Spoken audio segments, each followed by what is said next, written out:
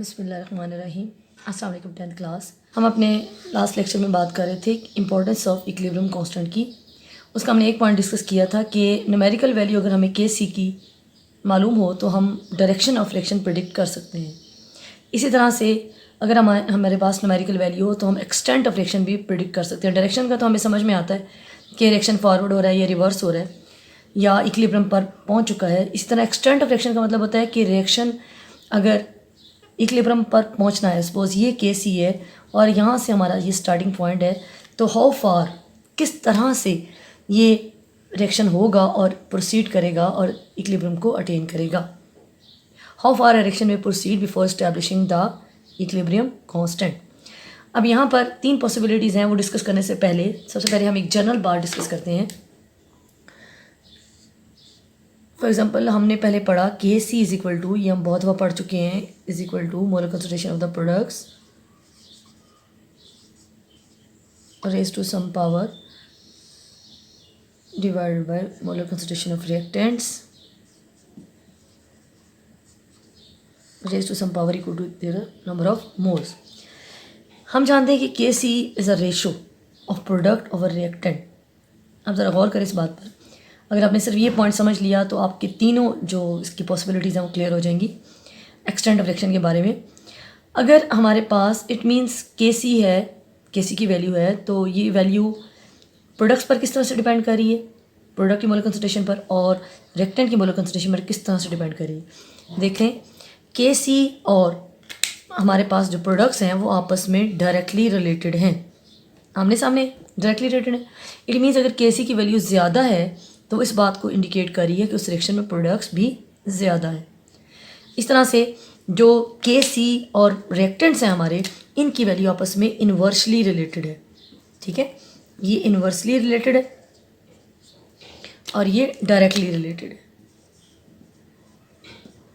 क्या मतलब इस बात का? डायरेक्टली रिलेटेड का मतलब आपको क्लियर हो गया कि अगर हम के सी ज़्यादा इट मीन्स प्रोडक्ट्स भी ज़्यादा होंगे, अगर के सी कम है तो इट मीन्स प्रोडक्ट्स भी कम होंगे। इस तरह से, लेकिन इन्वर्सली का रिलेटेड है, इनका उल्टा ताल्लुक। अगर किसी की अमाउंट ये वैल्यू ज़्यादा है, न्यूमेरिकल वैल्यू ज़्यादा है, तो वो ये इस बात की इंडिकेट करेगी कि रिएक्टेंट्स उसमें कम है।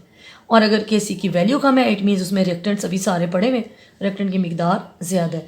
बस ये दो बातें आपने जहन में रखनी है। और इसके बाद हमारी अब तीन पॉसिबिलिटीज़ हैं जो हमने डिस्कस करनी है। सबसे पहली पॉसिबिलिटी है व्हेन द हमारे जो रिएक्शंस की न्यूमेरिकल वैल्यू है के सी की वो लार्ज हो। सबसे पहली पॉसिबिलिटी, लार्ज वैल्यू ऑफ के सी, यानी के सी हमारे पास किसी भी रिएक्शन का दिया हुआ है और उसकी मिकदार ज़्यादा है। सपोज हम एक रिएक्शन देखते हैं, हमारे पास एक रिएक्शन है 2 mole of carbon monoxide when react with 1 mole of oxygen give us this is a reversible reaction carbon dioxide,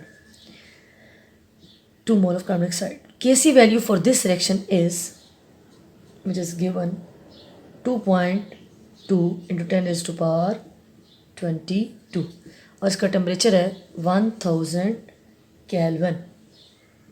ठीक है जी, ये इसका टेम्परेचर, क्योंकि आपको पता है कि केसी की वैल्यू जो है वो टेम्परेचर डिपेंडेंट होती है। अब इस रिएक्शन में देखिए क्या है, क्या पॉसिबिलिटीज़ हैं, क्या क्या प्रेडिक्शन हम इसके बारे में कर सकते हैं।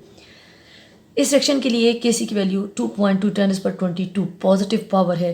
इट मीन्स कि बहुत एक लार्ज अमाउंट है के सी की। लार्ज अमाउंट या ज़्यादा मिकदार के सी की क्या इंडिकेट कर रही है कि इसमें अगर के सी ज़्यादा इट मीन्स प्रोडक्ट भी ज़्यादा है। आपको इक्वेशन अभी मेरी याद होगी जो मैंने अभी डिस्कस की है, हम साइड पे लिख लेते हैं। हमने पढ़ा कि के सी प्रोडक्ट्स ओवर रिएक्टेंट्स की मोलर कंसंट्रेशन के इक्वल होती है रिएक्टेंट्स, यही हमने पढ़ा ना, इसके अकॉर्डिंग चल रहे हैं हम जी। अब हमारे पास के सी की वैल्यू ज़्यादा है, इट मीन्स ऑब्वियसली प्रोडक्ट्स भी ज़्यादा होंगे क्योंकि ये दोनों आपस में डायरेक्टली रिलेटेड है।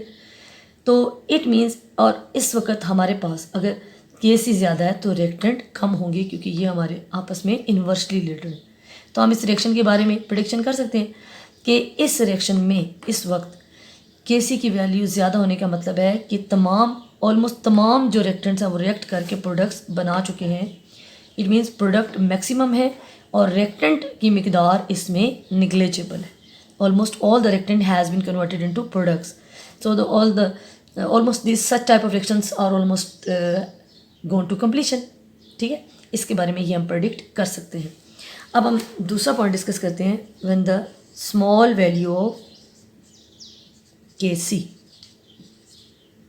ठीक है जी, उसी तरह से एक रिएक्शन लेते हैं, स्मॉल वैल्यूज़ की डिस्कस करते हैं। सपोज हमारे पास रिएक्शन है, अमोनिया को डिकम्पोज कर लेते हैं, 2NH3 reversible reaction give us 1 mole of nitrogen plus 3 mole of hydrogen. इस रिएक्शन के लिए हमारे पास Kc की वैल्यू जो गिवन है स्पेसिफिक टेम्परेचर वो है 3 इंटू 3.0 या 3 इंटू 10⁻⁹। अब देखिए, माइनस में पावर, इट मीन्स कि ये बहुत ही छोटी रकम है, स्मॉल वैल्यू है Kc की। अब यहाँ पर आते हैं, Kc की वैल्यू स्मॉल होने का मतलब है प्रोडक्ट्स भी बहुत थोड़े हैं, और Kc की वैल्यू स्मॉल होने का मतलब ये भी है कि रिएक्टेंट अभी बहुत ज़्यादा है।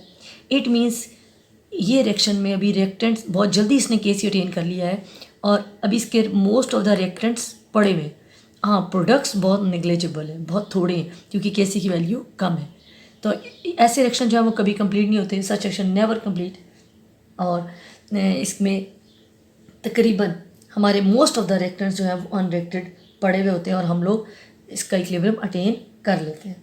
ठीक है जी, अब तीसरी पॉसिबिलिटी हम डिस्कस करते हैं, जिसमें हमारे पास, इसको रेज कर लेते हैं, ना इसकी जो मिकदार है Kc की ना तो बहुत ज़्यादा है और ना ही बहुत कम है।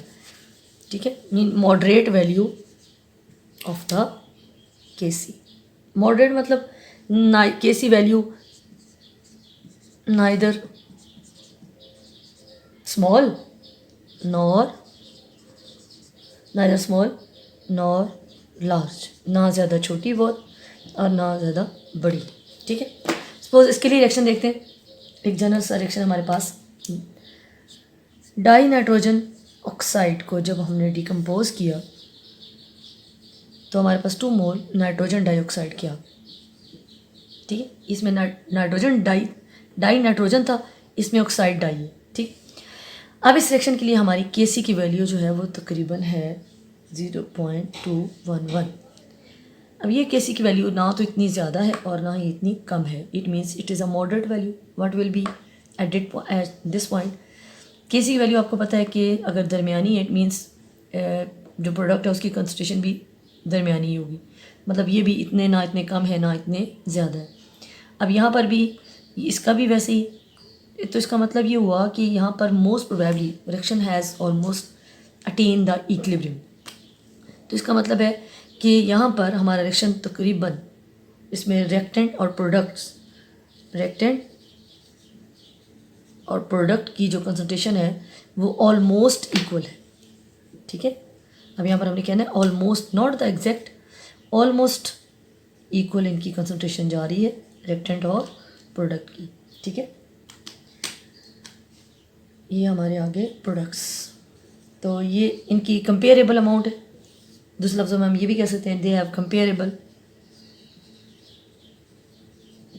Amount of reactants and product. ना तो ये इतने ज़्यादा है, प्रोडक्ट ज़्यादा है, और ना ही रिएक्टेंट्स ज़्यादा, क्योंकि इसकी जो अमाउंट है वो, यानी कि दोनों इक्विलिब्रियम पर इस टाइम पर, यानी इस पॉसिबिलिटी भी इसकी ये कि एट दैट पॉइंट जितनी मिकदार में प्रोडक्ट्स हैं उतनी मिकदार में हमारे रिएक्टेंट भी इस रिएक्शन मीडियम में मौजूद हैं। Their proportion, their amount, their concentration is almost comparable.